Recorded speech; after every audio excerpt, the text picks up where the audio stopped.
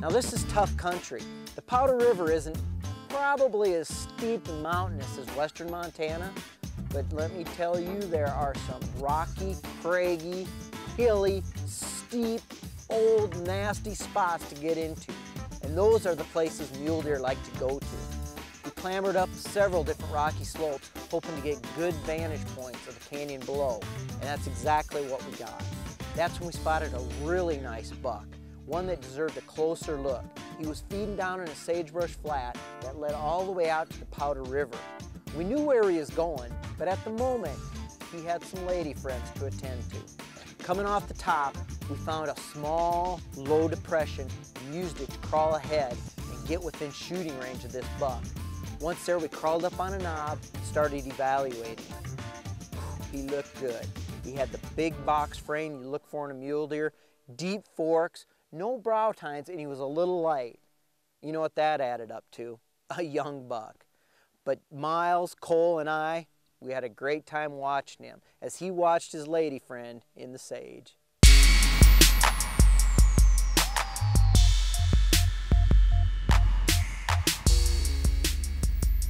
Now, even though it was late November, the rut was still running hard. Bucks were going everywhere and anywhere to catch those last few does in heat and get some breeding in before the cold winter months set in. Now, a lot of people will think, late November, those bucks are tired. And they are, there's no doubt about that. They're run down, but they're still running. They're like the Timex watch. It just keeps on ticking. That was our key strategy here. After several days of hunting, we decided we'd better go back to that big pasture, the one with volunteer oats in it.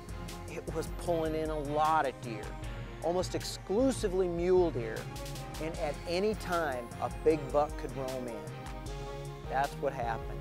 From the road, we spotted a big dark horn buck, one that Miles recognized from an earlier hunt.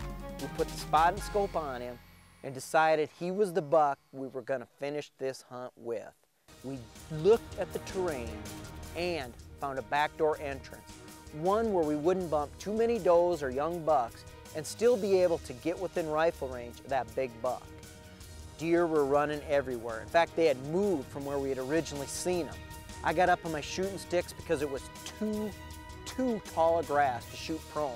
Miles started spotting for me, and there was our buck. The only bad part was there were so many deer and he was rutting so hard, I couldn't get a clean shot. He'd run over here and chase a doe, he'd run over here and chase away a young buck, run back over here. It was constant movement and there were constant does behind him. My nervousness, it kept me from shooting, and within a few minutes, my opportunity was gone. The buck took off down another coulee. But hold on, actually the opportunity wasn't lost, because at the same time, the vast majority of the deer went up toward the breaks, leaving the buck we wanted to hunt all alone, at least with a few lady friends down in a creek bottom. That gave us the high point advantage. We could sneak up from above, hopefully peek down, find him, and make a good shot.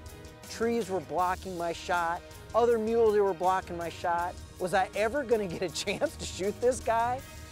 It was about to happen. He pushed that doe out of the timber to a small opening. When he stepped out, I knew I had him, except he was still on the run.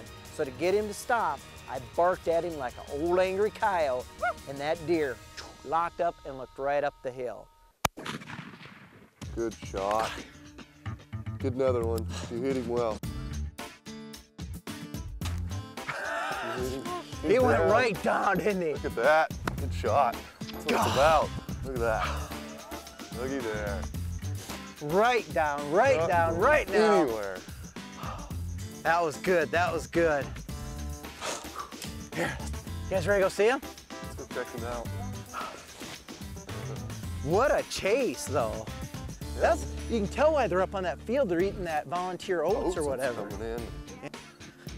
And he had put himself in a bad position down in the creek bottom. Yeah, and he was still rutting away. That's what love does to you. You remember that now, okay? Yeah. Learn something from this. It makes you do stupid stuff, real stupid stuff. You taking notes on this?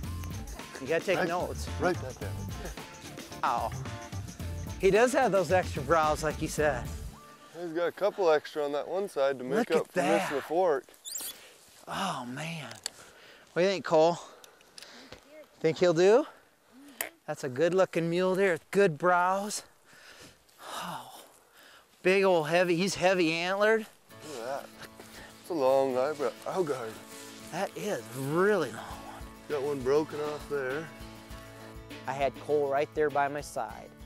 Cole was learning just like Miles did with his dad, learning all about the aspects of sneaking, stalking, calling, spotting, glassing, putting it all together.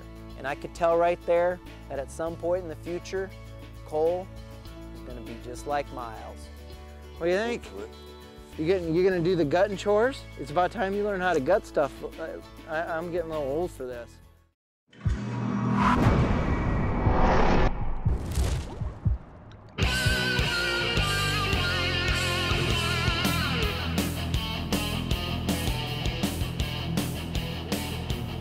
There's no doubt about it that these UTVs, they're a great product for a deer hunting property. They're great for putting in food plots, running around putting in tree stands, and fixing fence. And look at the room on this thing. All your deer hunting buddies can go along. You got 6 or 7 stands up and you want to drop people off, this is the perfect vehicle to do the job. But how do you pay for something like this? If you and your hunting buddies already have a hunting lease together, or maybe own a hunting property, or even just a cabin out in the woods, then investing together in a UTV, that's a great way to get more bang from your buck. You get a great hunting vehicle at a reduced price. One of the great things I like about the UTVs is the fact they can go through just about anything. Deep snow, gnarly mud, and even sand. And their narrow frame allows you to go down narrow trails, places you can't take a big truck. And they'll even go over a few rocks in the process. Now the economy hasn't been a friend to many of us, so if you're looking to get into a great hunting vehicle like this, you might want to consider partnering up with some of your friends. It's a great way to make your money go further. And as you can see, there's a lot of room for all your friends. Just don't tell them where you've been seeing the big one.